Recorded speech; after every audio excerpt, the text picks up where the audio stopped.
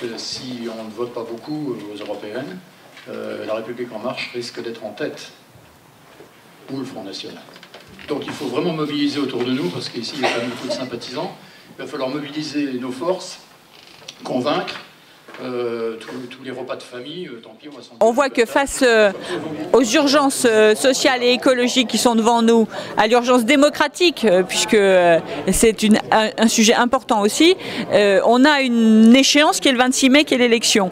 Et elle doit prendre sa place par rapport à ce qu'on a vu du mouvement social. Un mouvement social inédit dans sa longueur, inédit par les gens mobilisés, et qui montre qu'une partie de notre peuple considère qu'il n'est ni vu ni écouté.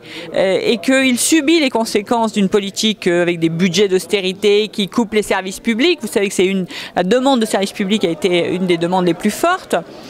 L'autre demande, c'est la justice fiscale, non pas payer moins d'impôts, mais que les impôts soient payés de façon juste. Et par conséquent, d'être entendu sur ces questions-là, d'être vu.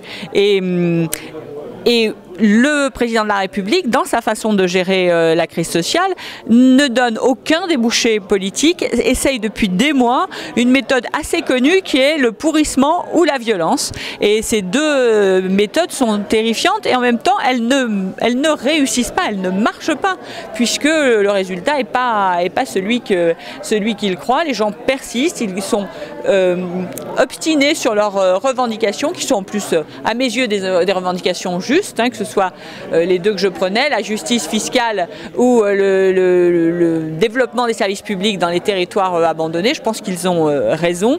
Et il y a un lien avec l'Europe, il y a un lien de fond, puisque pas de services publics, c'est sous contrainte des budgets d'austérité, donc sous contrainte de l'œil extrêmement fermé de la Commission européenne.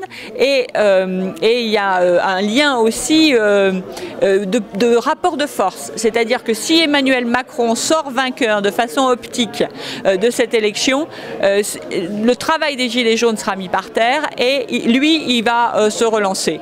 Alors que ce qu'on veut, c'est le stopper. Et donc le 26 mai, c'est le référendum anti-Macron. Il faut qu'il fasse moins de 20%, c'est un seuil psychologique important, il ne pourra pas dire qu'il a gagné. Et puis il faut que la liste Maintenant le peuple, la voie de l'insoumission, fasse plus de 10, c'est essentiel à la crédibilité du mouvement, et plus de 15, ça serait le seuil de l'espérance. Là on pourrait vraiment penser que les Gilets jaunes, le travail qu'ils ont fait, leurs revendications ne seront pas passées par perte et profit.